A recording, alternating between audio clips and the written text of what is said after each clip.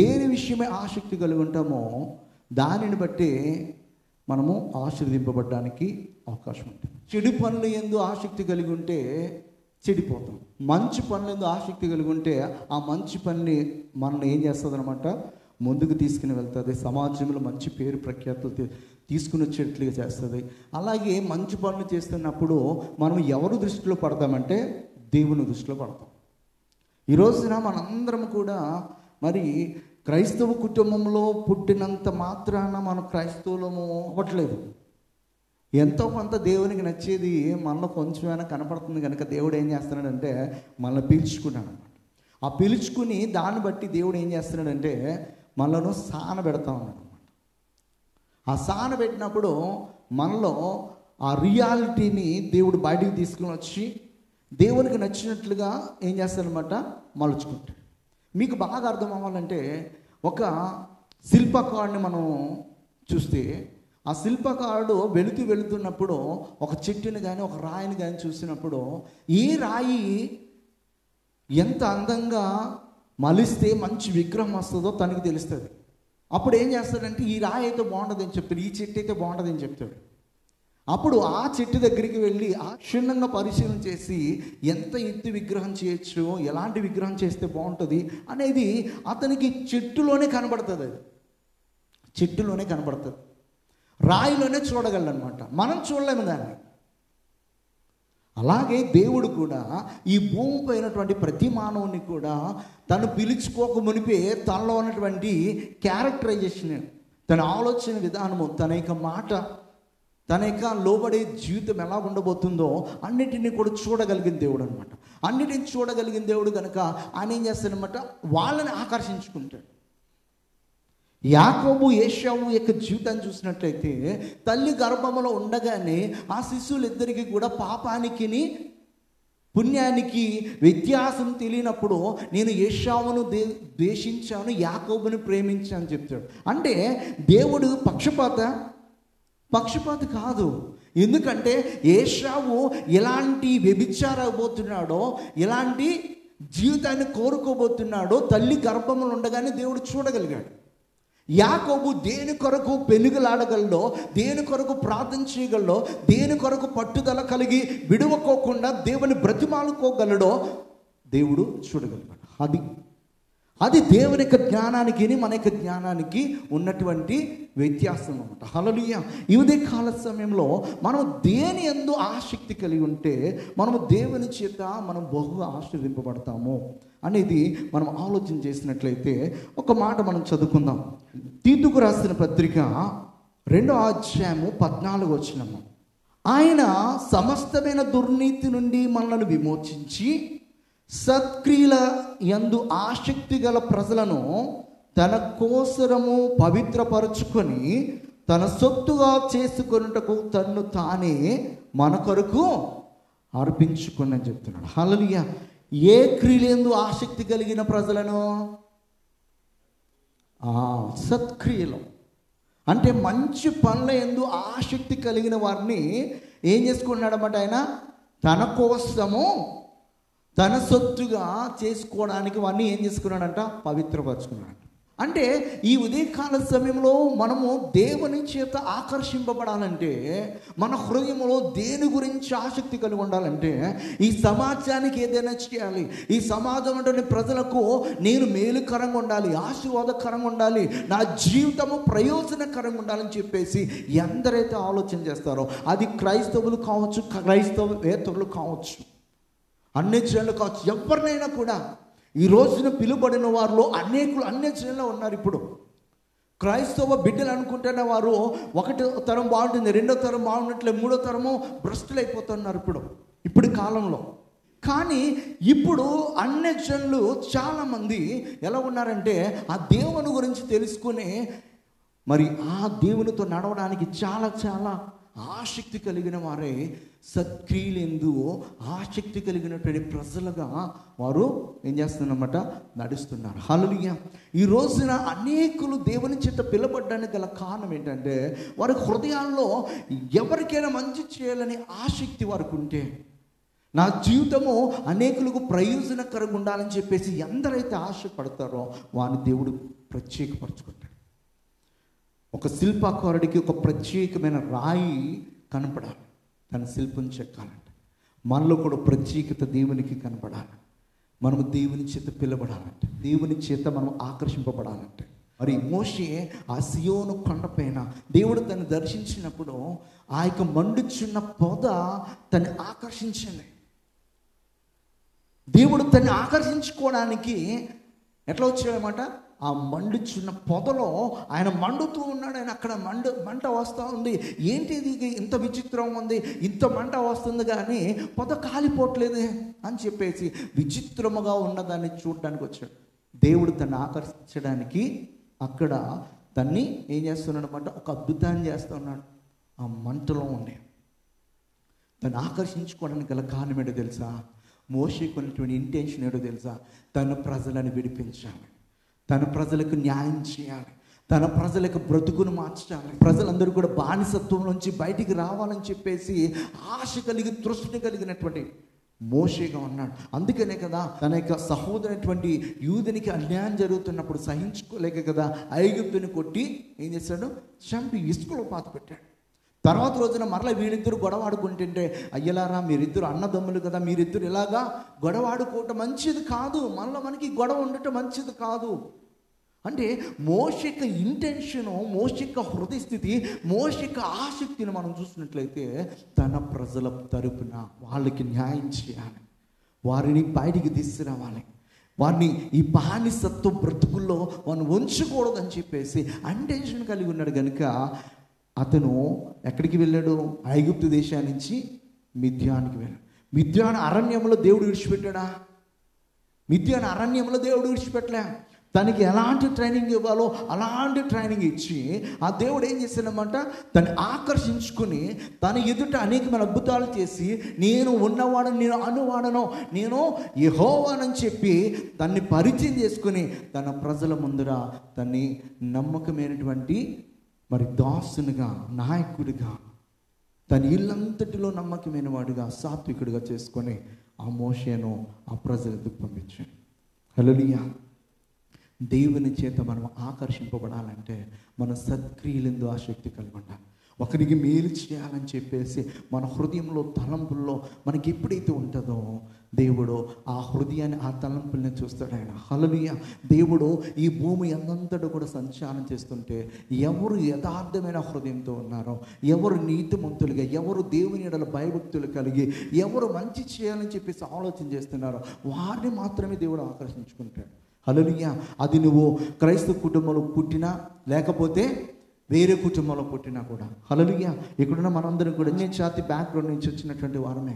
ఎందుకు దేవుడు ఆకర్షించుకున్నాడంటే ఒకరికి మేలు చేయాలని ఎప్పుడైతే మన హృదయంలో వస్తుందో, మంచి కార్యాలు చేయాలని చెప్పేసి మన తలంపులు ఎప్పుడైతే ఉంటాయో ఆ తలంపులు, ఆ హృదయము దేవుని చేత ఆకర్షింపబడే విధంగా చేస్తుంది. ఇక్కడ చెప్తున్నాడు అన్నమాట, ఆయన సమస్తమైన దుర్నీతి నుండి మనల్ని విమోచించి సత్క్రియల యందు ఆసక్తి గల ప్రజలను తన కోసము పవిత్రపరుచుకొని తన సొత్తుగా చేసుకున్నట్టుకు తన్ను తానే మన కొరకు అర్పించుకున్నాడు. హల్లెలూయా. హల్లెలూయా. గలతీయులకు రాసిన పత్రికలో 4వ అధ్యాయంలో 18వ వచనంలో చెప్తాడు, నేను మీ యొద్ద ఉన్నప్పుడు మాత్రమే కాక ఎల్లప్పుడూ మంచి విషయములలో ఆసక్తిగా ఉండుట యుక్తమే. నేను మీ యొద్ద ఉన్నప్పుడు మాత్రమే కాదు, నేను లేనప్పుడు కూడా మీరు మరి సమస్తమైన విషయాలలో మంచిగా ఉండటానికి ఆసక్తి కలిగి ఉండమని చెప్తున్నాను అనమాట. హల్లెలూయా. ఎల్లప్పుడూ హెబ్రీయులకు రాసిన పత్రికలో మరి 10వ అధ్యాయంలో చదివితే 24 నుంచి 25 వరకు చదువుదామా? అందరూ కూడా తీయండి ఒకసారి. కొందరు మానుకొనుచున్నట్లుగా సమాజముగా కూడుకొనుట మానక ఒకని ఒకడు హెచ్చరించుచు ఆ దినము సమీపించుట మీరు చూచిన కొలది మరి ఎక్కువగా అలాగు చేయొచ్చు ప్రేమ చూపుటకును సత్కార్యములు చేయుటకును ఒకరినొకడు పురికొల్పవలని ఆలోచించము. హల్లెలూయా. ఆ దినము సమీపించిన కొలది దేవునికి వ్యతిరేకమైన కార్యాలు భూమిపైన జరుగుతున్నప్పుడు, సృష్టిలో చాలా చాలా మార్పులు వస్తున్నప్పుడు, ఈ భూమిపైన జలప్రయాలు వస్తున్నప్పుడు, ఈ భూమిపైన వ్యాధులు విస్తరిస్తున్నప్పుడు, ఈ భూమిపైన అనుకోని సంఘటనలు జరిగి అనేకులు చనిపోతున్నప్పుడు, అలాంటి దినాలు సమీపించిన కొలది మనము సమాజముగా కూడుకున్నట్టు మానకూడదంట. మనం కాపాడబడాలి అంటే మనకి సేఫెస్ట్ ప్లేస్ ఏంటి అనమాట? దేవుని సన్నిధి, దేవుని తోడు, దేవుని నీడ. మహోన్నతిని చోట నివసించువాడే సర్వశక్తి నీడ నిశ్రమించువాడు. హల్లెలూయా, హల్లెలూయా. ఏ క్షణాన ఏది సంభవిస్తుందో మనకి తెలియదు. గనుక మనము దేవుని యందు ఆసక్తి కలిగి దేవునితో మనం నడుస్తున్నప్పుడు దేవుడు ఎలా కాపాడుతాడో తెలుసా? నీ ప్రక్కన 1000 మంది పడిన, కుడి పక్కన 10,000 మంది కొన్న అపాయం ఎద్దుకు రాని కూడా ఆయన, నిన్ను కాపాడబడు కొన్ని కూడా ఆయన, నిద్రపోడైనా. మన యొక్క జీవితం ఎప్పుడు ఎండ్ అయిపోతుందో మనకి తెలీదు. ఈ రోజున సజీవంగా ఉన్నాం, రేపటి దినాన మనం ఇలాగ ఉంటామని చెప్పేసి అనుకోవడానికి లేదు. కాకపోతే రేపొద్దున ఒకవేళ చనిపోయినప్పటికీ కూడా మన ఆత్మ ఎవరి ఎద్దగాలంటే ఆత్మ తాను దయచేసినటువంటి దేవుని ఎద్దుకు వెళ్ళాలి. హల్లెలూయా. మనము యుగాలు కూడా ఆయనతో జీవించదగినటువంటి జీవితాన్ని ఈ భూమిపైన ఎప్పుడైతే మనం కలిగి ఉంటామో దానిని బట్టి మనము ఆయన రాజ్యంలో మనము ఉంటాము. మొట్టమొదటిగా మనము కలిగి ఉండాల్సింది ఏంటంటే సత్క్రియలు యందు ఆసక్తి కలిగినటువంటి ప్రజలకు ఉండాలి. మంచి కార్యాలు చేయాలి. ఇతరులకు సహాయం చేయడానికి మనం వేగిరపడాలి. మన చేతనైనంత వరకు కూడా అనేకులకు మేలు చేయాలి కానీ తప్ప ఎవరికి కూడా కీడు చేయకూడదు. ఇలాంటి కార్యాలు మనం ఎప్పుడైతే చేస్తుంటామో మనం దేవుని చేత ఆకర్షింపబడతాం. కీర్తనల గ్రంథము 41వ అధ్యాయము 1వ వచనంలో చెప్తాడు, బీదలను కటాక్షించువాడు ధన్యుడు, ఆపత్కాలమందు యెహోవా వానిని తప్పించును. కొన్ని సందర్భాల్లో మనం ప్రయాణం చేస్తున్నప్పుడు ఎవరైనా మన ముందరకు వచ్చి చాపుతుంటారు. అందులో నిజంగా ఆకలితో ఉండి చీచాపిన వాళ్ళు ఎవరో మనకు తెలియదు. కాకపోతే మన చేతనైనంత మట్టుకు ఎంతో కొంత వాళ్ళకి సహాయం చేయడానికి మనము మనస్సు కలిగి ఉండాలి. ఆ మనస్సు అనేది మనకు లేదనుకో, రేపటి దినాన మన పరిస్థితి ఎలా మారుతుందో తెలియదు. చేతనైనంత వరకు నీ యొద్దకు ఎవరిని వచ్చి చీచాపాడంటే వాడికి ఎంతో కొంత ఇచ్చి పంపించు. వీళ్ళందరూ మోసగాళ్ళే, వీళ్ళు ఇలాగే సంపాదించుకుంటారని చెప్పేసి ముద్ర వేయద్దు. అందులో ఎవరు నిజంగా ఆకలితో వచ్చారో, నిజంగా లేకుండా వచ్చారో మనకు తెలియదుగా, మనం చూడలేదు కనుక 100 రూపాయలు ఇవ్వడానికి బదులు 10 రూపాయలు ఇవ్వండి. ఒకవేళ నీకు నమ్మకం కలిగితే 100.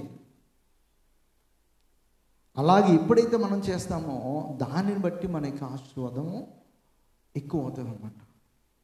బీదలను కటాక్షించువాడు ధన్యుడు, ఆపత్కాలమందు యెహోవాని తప్పిస్తని చెప్తాడు. 1 తెస్సలోనిక రాసినటువంటి పత్రిక 5వ అధ్యాయము 11వ వచనం చెప్తాడు, కాబట్టి మీరిప్పుడు చీచున్నట్టుగానే ఒకరినొకడు ఆదరించి ఒకరినొకడు క్షేమాభివృద్ధి కలుగు చేసుకోండి అని చెప్తాడు. హల్లెలూయా. మీరిప్పుడు చీచున్నట్టుగానే ఒకరినొకరు ఏం చేయాలంట? ఆదరించుకోవడం, ఒకరినొకరు క్షేమాభివృద్ధి కలుగు చేసుకోవాలి. హల్లెలూయా. ఇప్పుడు మనలో మనకి అసూయలు ఉండకూడదు అనమాట, కుళ్ళు కుతంత్రాలు అనేవి ఉండకూడదు అనమాట. వీటి ద్వారా ఏమవుతుందంటే మనకు మనమే నాశనం తెచ్చుకుంటాం. చేతనైనంత వరకు కూడా ఎవరికైనా మనం మేలు చేయాలి, వాళ్ళ క్షేమాన్ని మనము కోరుకోనమాట. హల్లెలూయా. ఇవన్నీ కూడా సత్క్రియల్లోనికి వస్తాయి అనమాట. ఇవన్నీ కూడా మనం చేస్తున్నప్పుడు దేవుని చేత మనం ఆకర్షితులం అవుతాము. దేవుడు మనలను ఆకర్షించుకుంటాడు. కుమారుని యేసుక్రీస్తు చెప్తాడు ఏమనంటే, నా తండ్రి చేత ఆకర్షింపబడిన వాడు తప్ప ఎవడు కూడా నా యొద్దకు రాలేడని చెప్తాడు. హల్లెలూయా. ఆ తండ్రి చేత మనం ఆకర్షింపబడాలి. హల్లెలూయా. ఆ తండ్రి చేత ఆకర్షింపబడాలంటే మనలో ఉన్నటువంటి ఆసక్తి ఎలాంటి ఆసక్తి కలిగి ఉండాలంటే సత్క్రియలందు మనము ఆసక్తి కలిగిన ప్రజలు ఉండాలి. ఇతరులకు మేలు చేయాలని చెప్పేసి, మన వల్ల అనేకులకు మేలుకరంగా ఉండాలని, ఆశీర్వాదకరంగా ఉండాలని చెప్పేసి మనం ఎప్పుడైతే ఆలోచన చేస్తుంటామో, ఎప్పుడైతే అలాంటి జీవితాన్ని కలిగి ఉంటామో దానిని బట్టి దేవుడు మనలను ఏం చేస్తాడనమాట? ఆకర్షించుకుంటాడు. మొట్టమొదటిది ఏంటనమాట? సత్క్రియలందు ఆసక్తి కలిగి ఉండాలి. అంటే మంచి చేయాలని చెప్పేసి, ఆ మంచి చేయాలనేది మనకి దేవుడు కొన్ని వరాలు ఇచ్చాడనమాట. ఆ 9 వరాలు 9 ఫలాలు ఉన్నాయి. ఈ 9 వరాలు 9 ఫలాలు ఎవరైతే కలిగి ఉంటారో వీళ్ళందరూ కూడా ఎలా ఉంటారంటే ప్రేమ, నమ్మకము, విశ్వాసము, సాత్వికము, దయాళుత్వము, ఇవన్నిటినీ కలిగి ఉన్నప్పుడు మనుషులను ప్రేమించడం ఎలాగా, మనుషులకు సహాయం చేయడం ఎలాగా, మనము ఎంత సహనముతో ఉండాలి అని చెప్పేసి ఇవన్నీ కూడా మనము కలిగి ఉన్నప్పుడే మరి దేవుని చేత నిజముగా మనము నమ్మకమైన దాసుడాలను అనిపించుకుంటాం. అపోస్తలుడైన పౌలు అంటాడు ఏమనంటే, నాకు ఆ 9 వరాలు 9 ఫలాలు కూడా ఉన్నాయని చెప్తాడు. ఆ 9 వరాలు 9 ఫలాలు అపోస్తలుడైన పౌలుకే ఉన్నాయి, ఇంకా మిగతా వాళ్ళు చాలామందికి లేవు. ఈ భూమిపైన సేవ పరిచయం చేస్తున్నటువంటి చాలామంది సేవకులకి కొన్ని ఉంటాయి. అంటే దేవునికి తన యొక్క ప్రజలకు ఎప్పుడు ఎక్కడ ఎలాంటి వరము చేత వారిని నింపాలో, ఎలాంటి ఫలముల చేత నింపాలో దేవుడికి తెలుసు. అన్ని వరాలు లేకోకుండా అవసరత లేకోకుండా దేవుడు మనకి ఇవ్వడు. ఎప్పుడు మనకు అవసరమో అప్పుడు ఆ వరము చేత నింపి దేవుడు మాట్లాడతాడు అన్నమాట. మనము ఆ వరములు పొందుకోవాలి, అలాంటి వరము నాకు కావాలి ప్రభు అని చెప్పేసి ఆసక్తి కలిగి మనం అడగాలి. దేవుడు వరాలు ఇచ్చినప్పుడు వరాలను ఉపయోగించాలి. హల్లెలూయా. ఆ వరముల కొరకు మనం ఆసక్తి కలిగి దేవుని సన్నిధిలో ప్రార్థన చేయాలంటాడు. 1 కొరింథీయులకు రాసిన పత్రిక 12వ అధ్యాయము 31వ వచనం, కృపావరములలో శ్రేష్టమైన వాటిని ఆసక్తితో అపేక్షించుడు అంటాడు. హల్లెలూయా. కృపావరములలో శ్రేష్టమైన వాటిని ఆసక్తితో అపేక్షించాలంట. హల్లెలూయా. ఆ వరముల చేత నింపబడినప్పుడు మనము దేవుని యొక్క వాక్యాన్ని దేవుని యొక్క జ్ఞానముతో మనం బోధించగలమాట. మనుష్య జ్ఞానముతో మనము ప్రకటిస్తున్నప్పుడు వాళ్ళకి హృదయాల్లోనికి వెళ్ళదు. వాళ్ళు దేవుని వాక్కు చేత ఆకర్షింపబడరు, దేవుని వాక్కు చేత నడిపింపబడరు, దేవుని యొక్క వాక్కు చేత వారి యొక్క హృదయాల్లో మార్పు రాదు. మనం ఎప్పుడైతే ఆ దేవుని వరముల చేత నింపబడినప్పుడు దేవుడు మనకి ఆ యొక్క జ్ఞానాన్ని ఇస్తాడనమాట, ఆ నడిపింపునిస్తాడు. ఆ నడిపింపు మనకి ఎప్పుడైతే వస్తుందో మనము అనేకులను ప్రభువులోనికి నడిపించగలమాట. హల్లెలూయా. కనుక కృపావరములలో శ్రేష్టమైనటువంటి వరములను దేవుని యొద్ద నుంచి పొందుకోవడానికి మనం ఆసక్తి కలిగి దేవుని అడగాలన్నమాట. మనం అడగాల్సినటువంటి ఆత్మ సంబంధమైనటువంటి అడిగితే వాటితో పాటు శరీర సంబంధమైనవి కూడా వస్తాయి. ఆత్మ సంబంధమైన రాజ్యాన్ని మనం వెతికినప్పుడు వాటితో పాటు ఇవన్నీ కూడా మీకు అనుగ్రహింపబడతాయి. ఇవన్నీ మీకు తిండి అవసరమని నాకు తెలుసు, ఇస్తాను. మీకు బట్ట అవసరమని తెలుసు, నేను ఇస్తాను. మీకు ఇల్లు అవసరమని తెలుసు, నేను ఇస్తాను. మీకు కారు అవసరమని తెలుసు, నేను ఇస్తాను. వీటి కొరకు మీరు ప్రత్యేకంగా అడగాల్సిన అవసరమే లేదు.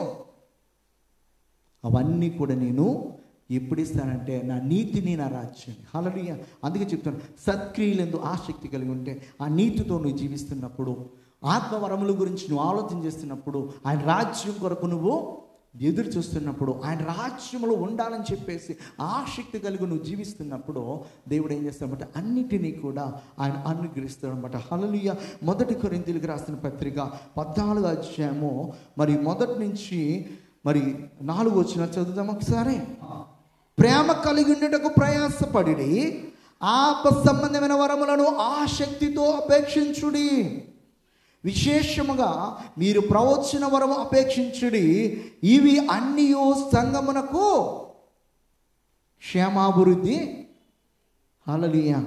ఈ వరాలని ఎందుకు మనకంటే ఇవన్నిటి చేత మనం నింపబడినప్పుడే సంఘం అనేది క్షేమ అభివృద్ధి చెందుతాం.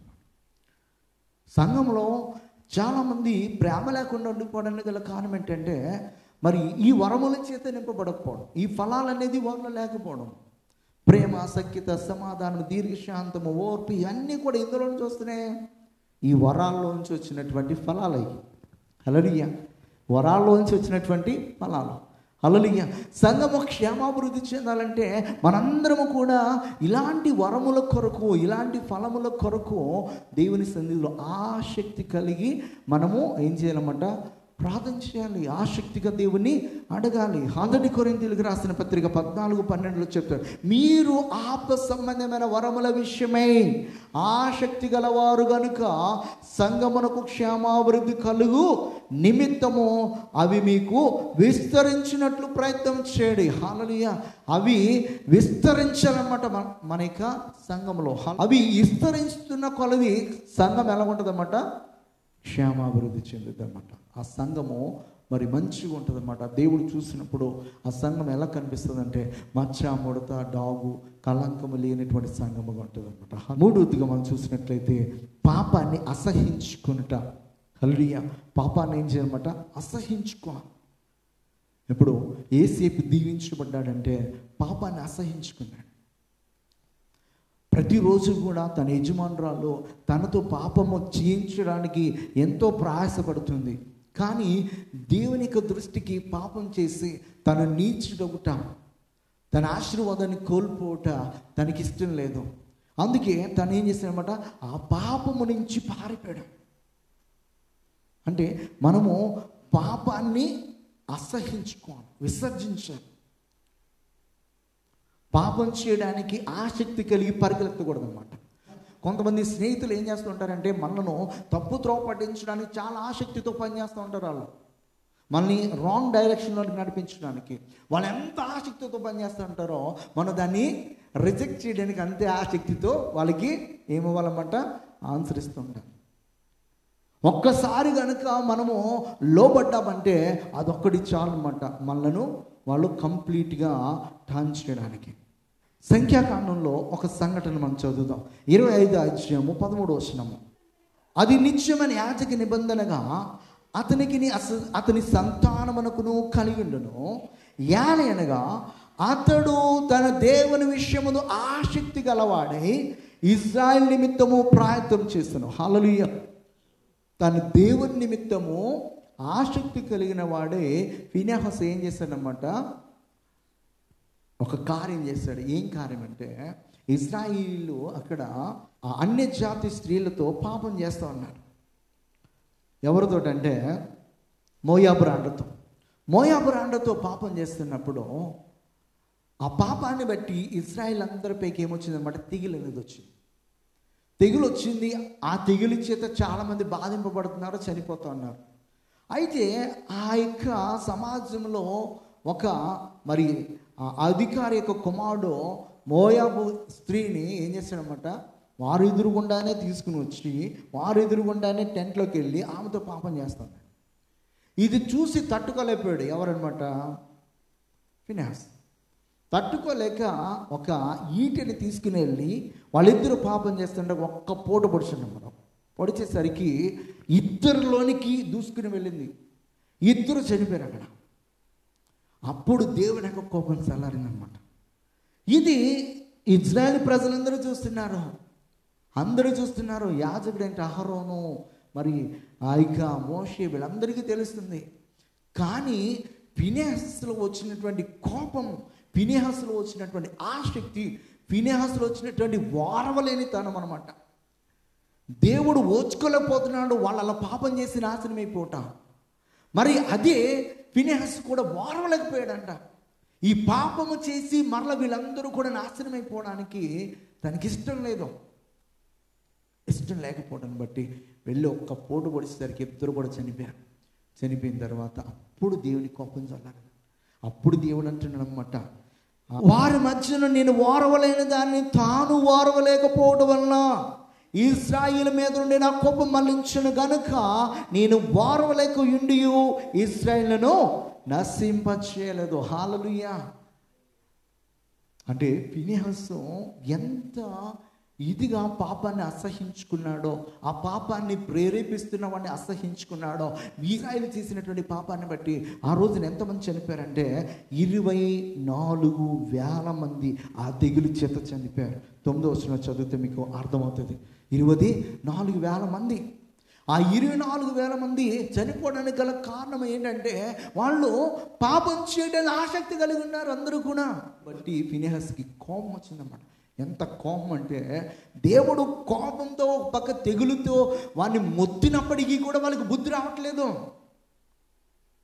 దీన్ని పరిహరించాలంటే మన దేవుని సన్నిధిలోకి వెళ్ళి నైవేద్యమో లేకపోతే ధూపం వేయటం కాదు, ఆ ధూపానికంటే ముందుగా ఒక్క ఏటుతోటి ఇద్దరిని పొడిచి చంపేశాం. దానిని బట్టి దేవుడు తను ఎంత ఇదిగా ఆశ్రయించాడో తెలుసా? ఇక తరతరముల వరకు నా సన్నిధిలో యాజకత్వం చేయడానికి ఫినెహాసుకు పుట్టినటువంటి కుమారులలో ఒకడు ఉండక మానడు అని చెప్తున్నాడు. హల్లెలూయా. 2 కొరింథీయులకు రాసిన పత్రిక 11:2 కూడా చదువుదాం ఒకసారి. ఇక్కడ మరి అపోస్తలుడైన పౌలుకి కొరింథీ సంఘం మీద ఉన్నటువంటి ఆసక్తి ఏంటంటే, మరి వాళ్ళని పవిత్రురాలు కన్యకనుగా ఒక్కటి పురుషునికి అనగా క్రీస్తుకు సమర్పింపవాలని మిమ్మును ప్రధానము చేసి అంటాడు. హల్లెలూయా. అపోస్తలుడైన పౌలుకు ఉన్నటువంటి ఆసక్తి ఏంటంటే, ఈ సంఘము పవిత్రురాలైనటువంటి కన్యకగా దేవునికి సమర్పించాలని చెప్పేసి, అంటే ఆ సంఘము నిష్కళంకముగా ఉండాలి, నిష్కపటమైనదిగా ఉండాలి, ఇటువంటి మచ్చ డాగు కళంకము లేనటువంటిదిగా ఉండాలని చెప్పేసి ఆసక్తి కలిగి ఆ ప్రజల పట్ల ప్రార్థన చేస్తున్నాడు, వాక్యం ప్రకటిస్తున్నాడు. తను ఎక్కడికి వెళ్ళినా కూడా తన మనసు ఎక్కడ ఉంటుందన్నమాట, తను స్థాపించిన సంఘాలపైన ఉంటుందన్నమాట. హల్లెలూయా. నిజమైనటువంటి సేవకునికి ముఖ్య లక్షణం ఏంటంటే, ఆ సంఘంలో ప్రతి ఒక్క బిడ్డని కూడా దేవుని యొక్క రాజ్యంలో చేర్చడానికి ప్రయాసపడాలి. ఈ లోకంలో ఆశీర్వదింపబడడం కాదు, అసలైన ఆశీర్వాదం ఏంటంటే మనందరము కూడా పరలోక రాజ్యంలో ఉండుట, అదే ఆశీర్వాదం. హల్లెలూయా. దేవుని ముందర మనము మరి ఎటువంటి మచ్చ లేకుండా, ముడత లేకోకుండా, కలంకం లేకుండా నిలబడిన రోజున మనము నిజంగా మన యొక్క జీవితాలు ధన్యకరమైనగా మార్చబడతాయి. హల్లెలూయా. అపోస్తలుడైన పౌలుకి అంత ఆసక్తి ఉందన్నమాట. దేని పట్ల అంటే సంఘం పట్ల. ఆ సంఘము నిష్కళంకమైనదిగా, పరిశుద్ధమైనదిగా, పాపము చేయనటువంటిదిగా, పవిత్రురాలుగా, కన్యకగా ఉండాలని చెప్పేసి ఆసక్తి కలిగి ఉన్నాడు. హల్లెలూయా. దేవుని యందు ఎలాంటి ఆసక్తి కలిగి ఉండాలంటే, మొట్టమొదటిగా సత్క్రియల యందు ఆసక్తి కలిగి ఉండాలి. రెండవదిగా కృపావరములను పొందుకున్నటి యందు ఆసక్తి కలిగి ఉండాలి. మూడవదిగా పాపాన్ని అసహించుకొని పవిత్రులుగా మార్చబడ్డానికి మనము ఆసక్తి కలిగి ఉండాలి. హల్లెలూయా. నాలుగవదిగా మనం చూసినట్లయితే ప్రార్థించటందు మరీ ఆసక్తి కలిగి ఉండాలి. హల్లెలూయా. హల్లెలూయా. ఇవన్నీ రావాలంటే అసలైంది ఏంటనమాట, ప్రార్థన. మొట్టమొదటిగా మనకు కావాల్సింది ఏంటనమాట, ప్రార్థించుట. ఈ ప్రార్థన ద్వారానే మన బ్రతుకులు మార్చబడతాయి. ఈ ప్రార్థన ద్వారానే అద్భుతాలు జరుగుతాయి. ఈ ప్రార్థన ద్వారానే అనేకమైనటువంటి ఘనమైన కార్యాలు మన జీవితంలో మాత్రమే కాదు కానీ సంఘంలో జరుగుతాయి, మన కుటుంబాల్లో జరుగుతాయి, మన యొక్క దేశంలో జరుగుతాయి. హల్లెలూయా. హల్లెలూయా. ఏలియా మన వంటి స్వభావం కలిగినటువంటి వాడే, కానీ ప్రార్థించుడే అని ఏం కలిగి ఉన్నాడు ఆయన, ఆసక్తి. ఆసక్తితో ప్రార్థన చేసినప్పుడు 3.5 సంవత్సరాలు ఇజ్రాయెల్ దేశంలో ఏం పడలేదన్నమాట, వర్షం పడలేదు. మరలా ఆయన ప్రార్థన చేసిన తర్వాతే వర్షం పడింది. అంటే ఈ రోజున మన ప్రార్థనకి ఎంత పవర్ ఉందనేది మనకు తెలియక ఈ రోజున దేవుని సన్నిధిలో ఎక్కువ సమయం ప్రార్థించలేకపోతున్నాం. ఎక్కువ సమయం మనం ప్రార్థన చేస్తే ఆడివైపు ఈడివైపు మనం చూడాలని పని లేదు. ఎక్కువ సమయం దేవునితో మనం గడిపితే మన యొక్క జీవితాలకు కావాల్సిన ప్రతి ఒక్కటి కూడా దేవుడు ఏం చేస్తాడనమాట, మన ఎద్దుకే పంపిస్తాడు ఆయన. మనం ఇతరుల ఎద్దుకు వెళ్ళాల్సిన పని లేదు. ఏలి అలాంటి ప్రార్థన కలిగిన వాడు కనుక ఏలి ఎద్దుకు కాకులు వచ్చినాయి, ఏలి ఎద్దుకు ఏంజిల్ వచ్చింది. ఏలి ఎద్దుకు దేవదూత వచ్చిందా, వచ్చి 40 దినాల ప్రయాణము నీ ముందరుందని ఆయన, నువ్వు చక్కగా పడుకున్నావు, ఇక్కడ లేచి తిని తాగి వాటర్ ఇచ్చింది, రొట్టె ఇచ్చింది, తినేసి మళ్ళీ పడుకున్నాడు ఆయన. మళ్ళీ వచ్చి దేవదూత లేపి, బాబు నీకు ముందర 40 దినాలు, 40 పగళ్ళు 40 రాత్రులు ప్రయాణం చేయాలని చెప్పేసి తనకి చేయాల్సిన పరిచయం ఇచ్చేసి దాన్ని అక్కడి నుంచి పంపాను. హల్లెలూయా. మనం ఉన్న చోటికి దేవుడు వస్తాడు, మనం ఉన్న చోటికి దేవుని యొక్క దూతలు వస్తారు, మనం ఉన్న చోటికి దేవుని చేత పంపబడిన మనుషులు వస్తారు. ఎప్పుడంటే మనము ప్రార్థన యందు ఆసక్తి కలిగి ఉంటే. హల్లెలూయా. అపోస్తలుల కార్యాల గ్రంథంలో మనం చూసినట్లయితే పేతురుని చెరసాలలో వేశారు. పేతురుని చెరసాలలో వేసినప్పుడు సంఘం అంతా కూడా ఏం చేస్తున్నారో, నిద్రపోతా ఉన్నారా, ఏం చేస్తున్నారు, ఆసక్తితో ఏం చేస్తాం, ఆసక్తితో ప్రార్థన చేస్తున్నారు. ఆసక్తితో ప్రార్థన చేస్తున్నప్పుడు చెరసాలలో ఉన్నటువంటి పేతురు ఎద్దకు ఎవరు వచ్చారు, దేవుని దూత వచ్చింది. దేవుని దూత వచ్చి మరి చెరసాలలో బంధింపబడిన ఆ పేతుర్ని విడిపించి ఎక్కడి వరకు తీసుకెళ్ళినమాట, బయట వరకు తీసుకుని వెళ్ళి అక్కడ విడిచిపెట్టేసింది. ఈయన అనుకుంటున్నాడు, ఇంకా నాకు దర్శనం కలుగుతుంది, ఈ దర్శనంలో నేను ఈ యొక్క జైల్లో నుంచి బయటకు వస్తున్నాను, నన్ను బయటకు తీసుకుని వెళ్తాను దేవుని దూత అనుకుంటున్నాడు. ఆయన బయటికి వెళ్ళిపోయిన తర్వాత తను గిల్లుకున్న తర్వాత అర్థమైందనమాట, నేను దర్శనంలో కాదు, రియల్గా జరుగుతుందని. ఈ రియల్గా ఎప్పుడు జరుగుతుందంటే, సంఘం అంతా కూడా పేతురు కొరకు కన్నీరు కారుస్తూ ఉన్నారు. కన్నీరు కారుస్తున్నారు. నీ జీవితం కొరకు, నీ కుటుంబ క్షేమం కొరకు, సంఘ క్షేమం కొరకు, ఈ చుట్టుపక్కల అన్ని జాతి ప్రజల కొరకు, ఈ దేశ క్షేమం కొరకు ప్రతిరోజు కూడా కన్నీరు కార్చాలి. మన వ్యక్తిగత అవసరతల నిమిత్తం మాత్రమే కాదు, ప్రతిరోజు కన్నీరు కార్చే అలవాటు ఎవరైతే కలిగి ఉంటారో వారు దేవుని చేత కరుణింపబడతారు. దేవుని యొక్క దీవెన ఆశీర్వాదాలు వాళ్ళకి వస్తాయి. నీ కన్నిటిని దేవుడు నాట్యంగా మారుస్తుంటాడు. ప్రతిరోజు నువ్వు సంతోషించగలవు. అది నీ ఒక్కడి నిమిత్తమే ప్రార్థన చేసుకుంటే నీకు రాదు. నేను చెప్తున్నాను, చాలామంది కన్నీరు కారుస్తారు, వాళ్ళ కోసమే ప్రార్థన చేసుకుంటారు, వాళ్ళు ఎప్పటికీ సంతోషంగా ఉండలేరు. నీ కోసం నువ్వు ప్రార్థన చేసుకోకపోయినా నువ్వు ఇతరుల కొరకు ప్రార్థన చేసి కన్నీరు కారుస్తే నువ్వు ఎప్పటికీ సంతోషంగానే ఉంటావు. ఈ లాజిక్ చాలామందికి అర్థం కాదు. ఇది అర్థమైతే నీ జీవితం చాలా చాలా ధైర్యకరంగా మార్చబడుతుంది. కనుక మనందరం కూడా ఆసక్తి కలిగి మనము ప్రార్థన చేద్దాం. అపోస్తలుల కార్యాలు 12:5 పేతురు సరసాలలో ఉంచబడిన సంఘము అయితే అతని కొరకు ఆసక్తితో దేవునికి ప్రార్థన చేయుచుండెనని చెప్తాడు. 18వ మత్తయి సువార్త 19వ చెప్తాడు, మరియు మీలో ఇద్దరు తాము వేడుకొను దేనిని గూర్చినను భూమి మీద ఏకీభవించినడలా అది పరలోకమందున్న తండ్రి వలన వారికి దొరుకునని మీతో చెప్పుచున్నాను అంటాడు. హల్లెలూయా, హల్లెలూయా. మనము ఎల్లప్పుడూ కూడా ఏకీభవించి భూమిపైన మరి దేవుని సన్నిధిలో మనం ప్రార్థన చేస్తున్నప్పుడు దేవుడు మనము ప్రార్థన చేసిన ప్రతి ప్రార్థన దేవుడు ఆలకించి మన ప్రార్థనకి ఆయన ఏం చేస్తారనమాట, ప్రత్యుత్తరాన్ని ఇస్తాడు. యాకోబు రాసిన పత్రిక 5:16 నుంచి ఈ విధంగా ఉంటుంది, మీ పాపములను ఒకరితో ఒకడు ఒప్పుకొనిడి మీరు స్వస్థత పొందినట్లు ఒకరి కొరకు ఒకడు ప్రార్థన చేయడి. నీతి మంతుని విజ్ఞాపన మనపూర్వకమైనదై బహుబలము గలదై ఉండును. ఏలియా మన వంటి స్వభావము గలవాడే, మనుష్యుడే వర్షింపకుండానట్లు అతడు ఆసక్తితో ప్రార్థన చేయగా 3.5 సంవత్సరముల వరకు భూమి మీద వర్షింపలేదు. మీ పాపములను ఒకరితో ఒకరిని ఒప్పుకొనిడి మీరు స్వస్థత పొందినట్లు ఒకరి కొరకు ఒకడు ఏం చేయమంటున్నాడు ఇక్కడ, ప్రార్థన చేయాలి. ప్రార్థన చేయాలి. మనం ప్రార్థన యందు ఆసక్తి కలిగి ఉండాలి. కొంతమందికి ప్రార్థన అనేసరికి ఏం వెళ్తాంలే రాస్తామా అంటున్నా, ఏం చేస్తానులే ప్రార్థన అంటే, చైతన్యక ఆత్మ ఉంటే ఏం ప్రార్థన చేస్తాం? దేవునికి ఆత్మ చేత నింపబడితే ఎక్కువ సమయం మనం ప్రార్థన ఉన్నాం. దేవునికి ఆత్మ చేత నింపబడి మనం ప్రార్థన చేస్తున్నప్పుడు అదే ఆత్మ చేత నింపబడిన హృదయము ఎలా ఉంటుందంటే ఆ ప్రార్థనలు ఏకవేస్తారు. వాళ్ళు కన్నీరు కారుస్తుంటే వీళ్ళు కన్నీరు కాస్తారు, వాళ్ళు రోదన చేస్తుంటే వీళ్ళు రోదన చేస్తుంటారు. వాళ్ళు చేసే ప్రతి ప్రార్థన కూడా వీరు ఆత్మలో ఆనందించగలరన్నమాట. అంటే మనము అలాగ దేవుని ఆత్మ చేత నింపబడి ప్రార్థన చేసేవారు ఉన్నాం. ఆసక్తి కలిగి మనము ప్రార్థన చేయాలి. రెండవది, పాపాన్ని మనము అసహ్యించుకునేటందు ఆసక్తి కలిగి ఉండాలి.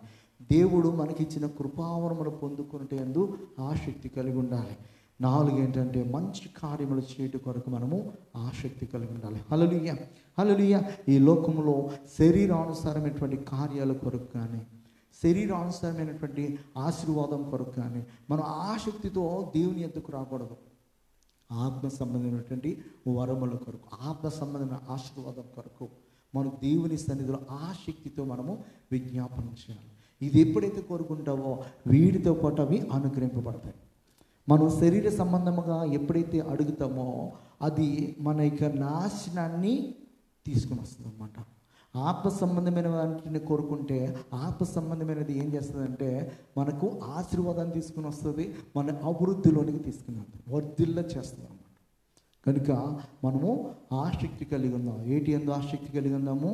ప్రార్థించుటందు, పాపాన్ని అసహించుకునేటందు, దేవుడిచ్చిన మనకి కృపావరములను పొందుకునేటందు, సత్క్రియలందు మనం ఆసక్తి కలిగి ఉందాం. వీటన్నిటి చేత మనం నింపబడి దేవుని చేత ఆశీర్వదింపబడుదాము గాక.